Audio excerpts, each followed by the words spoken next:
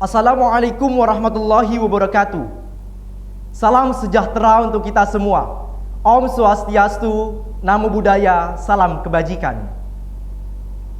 Hadirin yang saya hormati, marilah kita mengucapkan puji syukur kehadirat Allah Subhanahu wa Ta'ala atas segala limpahan rahmat dan hidayahnya. Tak lupa juga salawat serta salam kita ucapkan kepada Nabi mulia, pemimpin para nabi dan rasul, Nabi Muhammad SAW, yang telah membimbing kita dari zaman kegelapan iman menuju zaman cahaya iman sampai saat ini. Pada kesempatan yang berbahagia ini, saya akan menyampaikan sebuah pidato yang bertema Remaja Muslim Melawan Hoax.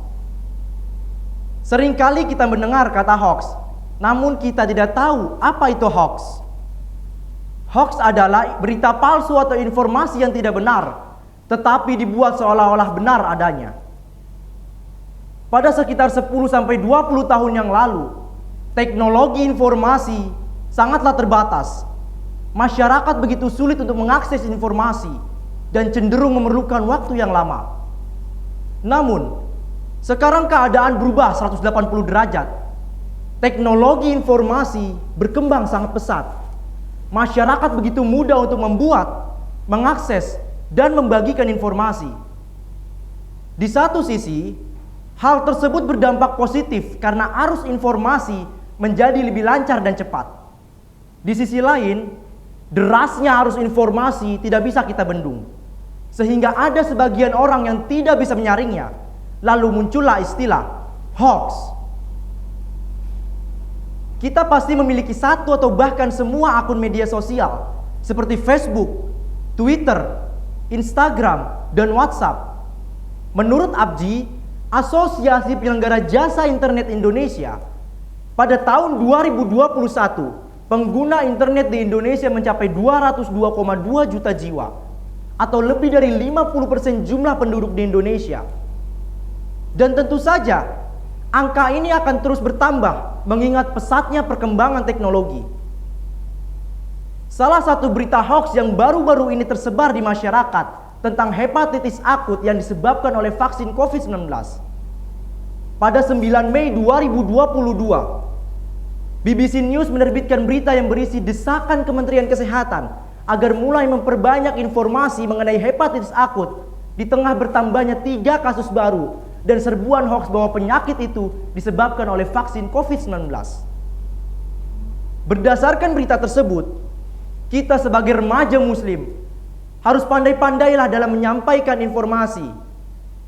Berdasarkan Undang-Undang Nomor 11 Tahun 2008 tentang Informasi dan Transaksi Elektronik, Pasal 28 Ayat 2 yang berbunyi, setiap orang dengan sengaja dan tanpa hak menyebarkan informasi yang ditujukan untuk menimbulkan rasa kebencian atau permusuhan individu dan atau kelompok masyarakat tertentu berdasarkan atas suku, agama, ras, dan antar golongan atau sara. Pasal tersebut terdapat pada bab 7, perbuatan yang dilarang. Apabila dilanggar, akan mendapatkan sanksi hukuman pidana penjara selama 6 tahun dan atau denda sebesar 1 miliar rupiah. Bahkan, hal ini juga dijelaskan di dalam Quran surat Al-Hujurat ayat 6. A'udzu billahi minasyaitonir rajim. Bismillahirrahmanirrahim. Ya ayyuhalladzina amanu in ja'akum fasikum binaba'in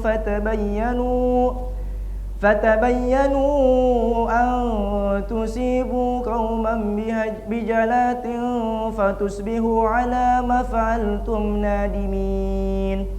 Yang artinya, hai orang-orang yang beriman, jika datang kepadamu orang fasik membawa suatu berita, maka periksalah dengan teliti, agar kamu tidak menimpakan suatu musibah kepada suatu kaum tanpa mengetahui keadaannya, yang menyebabkan kamu menyesal atas perbuatanmu itu. Sesuai dengan isi Quran surat Al-Hujurat ayat 6, kita sebagai remaja muslim atau generasi muda harus memiliki semangat yang tinggi untuk mengedukasi masyarakat agar tidak termakan berita hoax di media sosial. Beberapa dampak yang ditimbulkan akibat berita hoax di media sosial, yaitu munculnya rasa kepanikan dan krisisnya kepercayaan. Salah satu penyebab terjadinya berita hoax di media sosial yaitu kurangnya literasi atau minat baca di kalangan masyarakat. Bahkan UNESCO menyebutkan bahwa minat baca di Indonesia itu 0,001%. Artinya hanya ada 1 dari 1.000 orang yang membaca buku di Indonesia. Maka dari itu, salah satu aksi dalam melawan berita hoax yaitu dengan mengkampanyekan, baca terlebih dahulu beritanya, kemudian cari kebenarannya agar kita tidak termakan berita hoax. Maka dapat disimpulkan bahwa penyebaran berita hoax di Indonesia harus diperhatikan karena dapat merugikan banyak masyarakat. Sebelum saya tutup pidato ini, ada sedikit pantun dari saya. Mati listrik badan kepanasan, harus tidur dalam kegelapan. Informasi itu adalah pesan, baca dulu sebelum diteruskan. Terima kasih, kurang lebihnya mohon maaf. Sekian, wassalamualaikum warahmatullahi wabarakatuh.